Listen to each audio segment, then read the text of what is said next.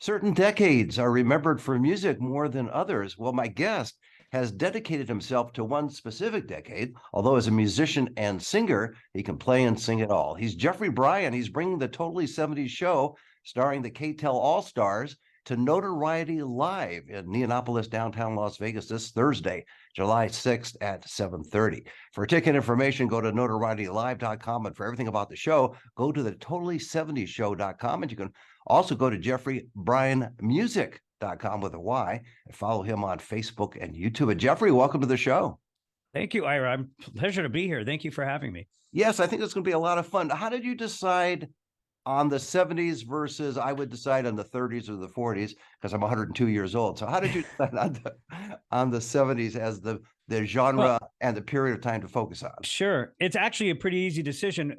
For most musicians, songwriters especially, the 70s were where it started, the craft of songwriting for pop primarily. You had great songwriters in the 50s and the 60s, but you think 70s, like the Great American Songbook? Yes, I would think so. Yeah, exactly. And that era, even though I was probably too young to really truly experience it, it's the one that the records were handed down to me from that era. I feel a connection to that time period, especially because the way music was approached in that time period is so electrifying. It's so magical for us. At least that's why we chose that. That's kind of why we love that era. Well, was it the production techniques, the beat, or all of it? What was it that singled it out for you? And the group? Well, it's a couple things, really. First of all, songwriting primarily. It's just that it was the era of the songwriter. Even though you had these great albums, it was they were able to marry great songwriting with great production. It was the first time it probably happened in history. Of course, now things have grown and changed and evolved, but that was where it all started. And I think for a musician, there's a lot of nostalgia built on that. Plus, when you're 10 years old and the first records you got were of that era, they have a long-lasting effect on you. So it's almost impossible for me to separate that. I hear a song from Andrew Gold from 1975, and I'm already, I'm 10 years old again. I think they call it imprinting. Yeah, right. Imprinting. Imprinting. It imprints on your brain, so that's what it is for you. Yeah, it's glued there. And so, it might be somewhat of an age-related thing, but truthfully, that period is still holding true today because of the fact that I think a lot of the craftsmanship and the way things were created set the bar, for the future. Give us an example of what you're talking about, Jeff, in this sense that, can I call you Jeff as opposed to Jeffrey? No, absolutely. Okay. So give us an example of what we're talking about here, or what you're talking about, in the sense of the kind of song, the kind of beat, the kind of production, what distinguished it or that whole catalog from any other era. It's a number of things, honestly. First of all, people that played music in that era actually played the music. They didn't have a computer to help them. And I'm not knocking today's music. Everything evolves and changes, and there's good and bad in every decade you want to look at, including today.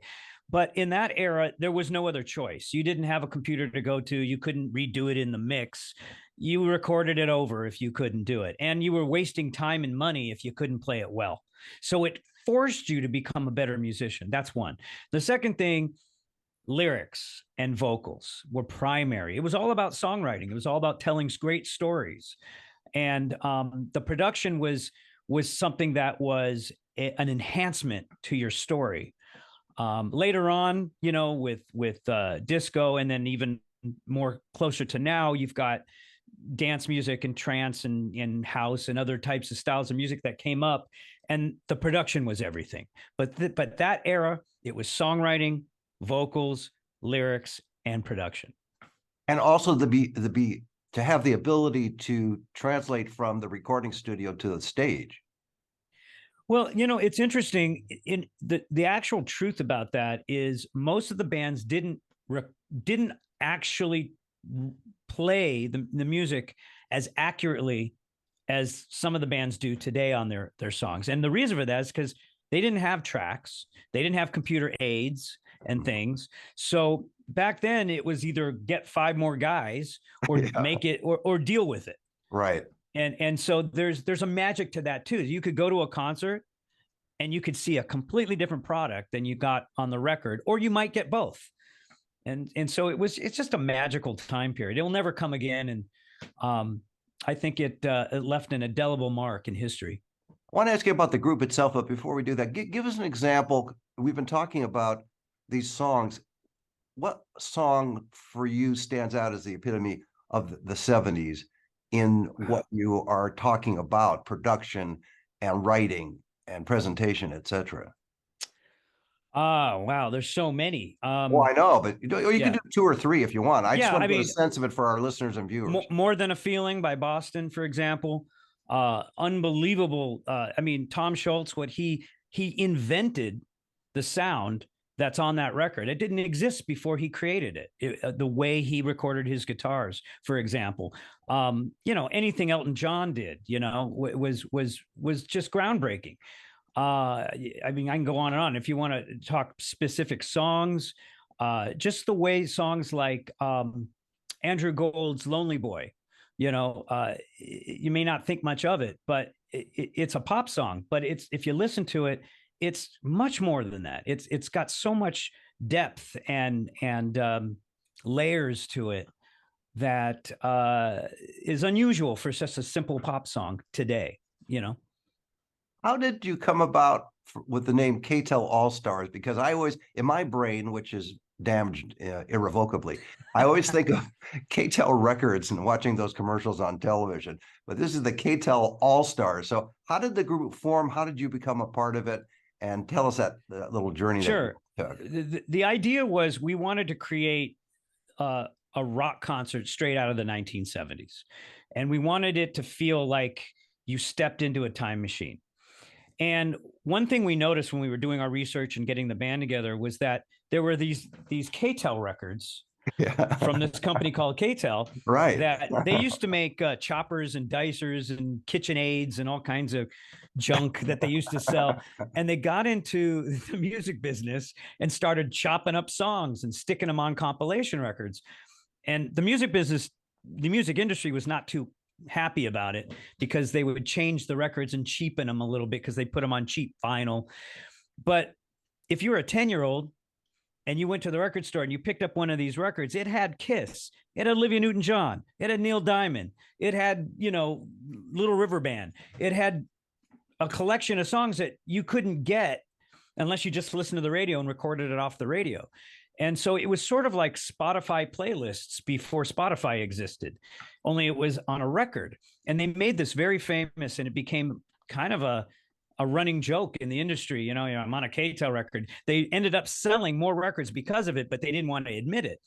And we just thought it would be kind of tongue in cheek, but it was a serious thing.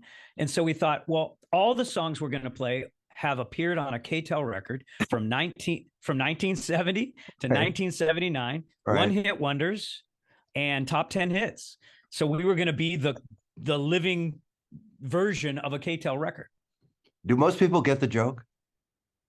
They do. Certain age groups do. Right. And, obviously anyone over 40 probably remembers a K-Tel record in their parents' collection or whatever. Right. But I just remember the commercials on television with K-Tel Records presents. K-Tel. Yeah, that whole thing. Yeah. Yeah. K-Tel Records. Yeah. I think even Saturday Night Live did spoofs on them with the Bass-O-Matic. Remember that? Yeah, exactly. Dan Aykroyd, blending a bass. And just to be historical or historic, this succeeds, not precedes, the Columbia Record Club. Right. The Columbia Record Club was really more toward the 80s, where you pay a penny and then they own your soul for life. We all did it. But K-Tel, I remember those records were handed down to me, and I wouldn't know, that's how I was introduced to Kiss, from a K-Tel record. Or there were the Guess Who on a K-Tel record. Even some 60s artists that ended up on a 70s K-Tel compilation became relevant again Hmm. And it was all because of these silly compilations. And they kind of, when you think about K-Tel, it screams 1970s. Hmm. So we said, yeah, that's got to be the name. But Exactly. a little bit worried about, copyright infringement. So we changed the name of the whole show to the Totally 70s Show. And the band just happens to be the K-Tel All-Stars. No, that makes sense. Also, too, K-Tel had that sense of it being radio call sign. So K-Tel could be west of the Mississippi, Right. some radio Yeah. station somewhere, probably in Yeah. Barstow, who knows? So that's great. So were you involved in the initial formation of the group? Yeah. Larry Hampton, the guitar player, actually, and Brian Paulson and myself, we started the group. It was going to be a 4-piece originally. And then it kind of morphed. Originally, and this is still partly true, we try extremely hard to make sure that whatever instruments that were played on the records are the ones we're using live. And I'm a keyboard player, and that's like, a dream for me. Sure. So, Wurlitzers and Rhodes and Hammonds, if the stage has got room for it, we're going to put it up there. And so that was kind of essential. And the second essential thing that we needed to have was everybody in the band. There's now 5. Everybody in the band has to be a lead singer. Everybody's got to be able to handle solid vocals, no backing tracks, none of that phony stuff. We wanted it to be like you walk into, the Fillmore in San Francisco and you see a band. Yeah, that's great. When did the band form? How long ago? It was 2017. So you had a period of time with COVID where you probably weren't performing. Well, we were working a little bit, but it was very frustrating because we were starting to really gain some some movement by 2019, and then come on, everyone's got the same story, pretty much. It was shot down. But you tour all over because if you go to the website, yeah, you can see all the different touring schedules you have. Does it make sense as a band? And again, this is probably a marketing decision, but. And excuse my voice, ladies and gentlemen, but I have a cold or something's going on. Has there been a location or a venue that you performed in for more than one night? Because I know you're doing a lot of one-nighters. Is that a marketing decision or is it no? I mean, we'll play anywhere they'll have us. That's the marketing. But you're coming to my house next week. I understand, right? Yeah, sure. Yeah, you provide the electricity. We're there. Absolutely, I got it. We're easy. We go where we can, and when you're starting out, certainly a new project, you don't turn anything down. You do as much as you can. There are some nights where we've played a couple, more than one casino or example, but generally, it's one and done, and then we move on. Or it could be 2 shows in one night at a casino for the late we've crowd. done that actually. Yeah, exactly. Is it just from a logistical standpoint? Does that get tiring where you have to pack up and you perform, which is the enjoyable part for you guys, but then you have to pack up and travel by bus, train, air, car, Mostly whatever air. it is, to get to the next venue and city? Does that get tiring over time? I guess physically, sure, there's a challenge to it, but it's like, you're not gonna ride the horse unless you get on it. Yeah. So, it's just par for the course. You could look at negatives, but they outweigh the positives. No, the positives outweigh the negatives is what you mean. What did I just say? You said you could look at the negatives, but the opposite. Sorry about that. Yeah, right. Yeah. In other words, there's some things you could say that aren't so great, but honestly, it makes no difference. Once we get up on stage, we forget all about it. I'm glad one of us was listening to catch that. And you said you had brain damage, so I don't. Yeah, that's true. I think I do anyway. So you're also, just as a side note, you're a keyboardist for the band Survivor as well, right? Yes. So isn't that a juggling act? You're here one time and you're here at another time, and it was before COVID. It was difficult. Survivors cut back. Understandably, all the bands were cut back during COVID, and they've been slow to getting back up and running again. We are going back out. We have a few more shows coming. We're also looking at some Vegas things coming up. So, I mean, it's a challenge as well, but we work it out. Right. My passion, my true labor of love is K-Tel. And I love Survivor too. They, obviously, but Survivor's not my band. I'm the musical director, I'm the keyboard player, but it's not my material. It's, right. It's Frankie, Sullivan and Jim Peterick. It's their baby. In your case, it's K-Tel forever. Yeah, I'm a lifer. I mean, K-Tel is, it's more than just a band playing songs from the 70s. It's an actual show. It's an immersive 70s show, and we've written an original show around this material that we are basically, resurrecting. Tell us a little bit about your background so people understand where you're coming from, because you grew up in LA, right? I grew up in Southern California, yeah, Los Angeles. I started out, I've always been a musician. I started out as a singer many, many, many years ago. Let's not say how many.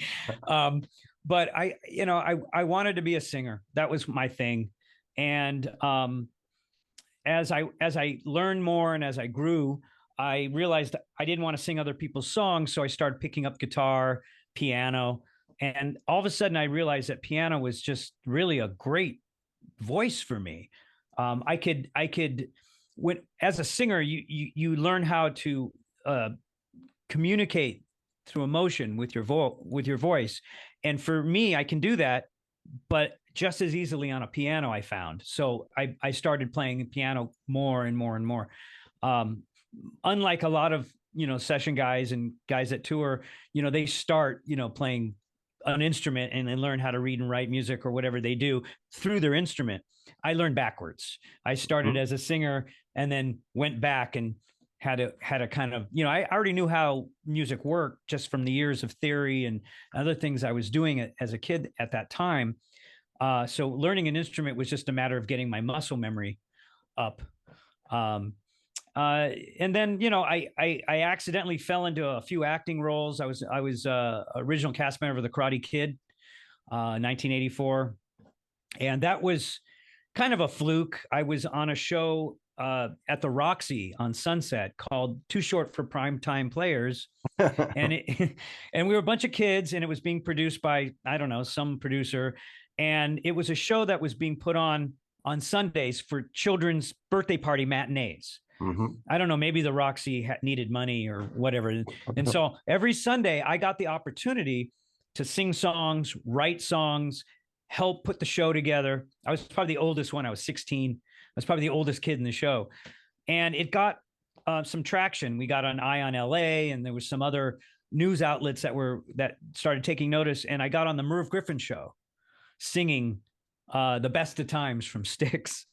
And I got an acting agent. I was short and looked young, and they said, you should be acting. And I'm like, I'm not an actor, but they sent me out on all kinds of stuff. In fact, Karate Kid wasn't the only movie. I was in another movie I actually starred in, which you can look it up. It's called Hot Moves.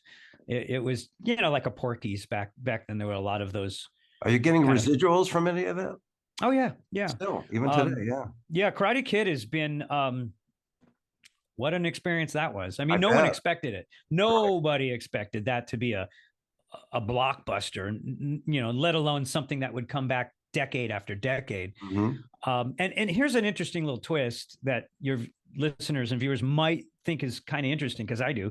In 1984, Survivor was on top of the world, the band Survivor. They had Eye of the Tiger from Rocky III the year before, and they were asked to do the theme song to Karate Kid, which is The Moment of Truth. And I didn't know who Survivor was really, other than the Eye of the Tiger, when I was 16, 17 years old.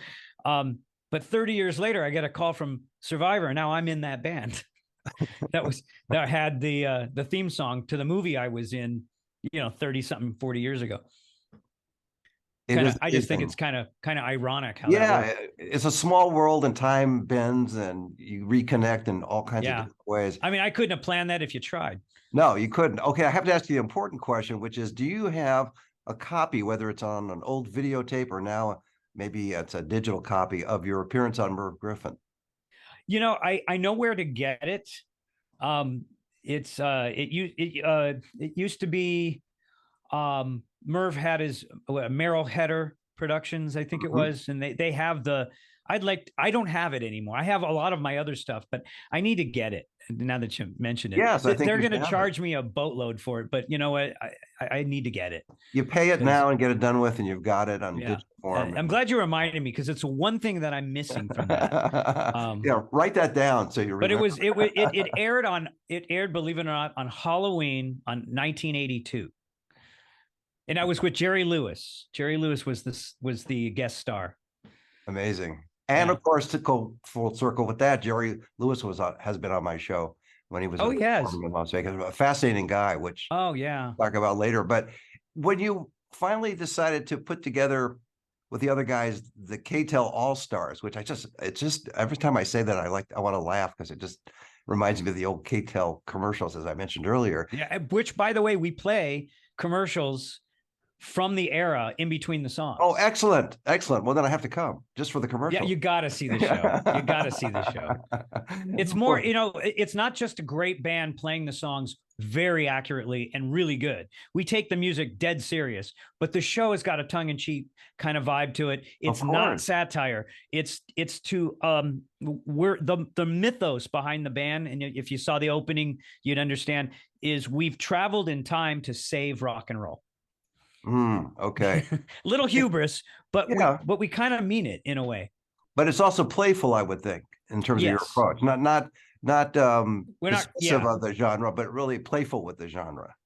We're playful with it in the sense that, we're not letting the video be the only thing that's kind of playful. I mean, we have a good time with the material, but what's important to understand is there's a lot of these 70s bands, they're not like us. And most of them are satire. And that's really not what we're about. We're very accomplished musicians, and we're really proud of being able to reproduce this music to the degree that we do. How often do you change the song list? Do you occasionally add new songs? Constantly. Oh, you do? Okay. Yeah, we have about 125 songs in our list, ever growing. And if you come to a K-Tel show, it won't be the same.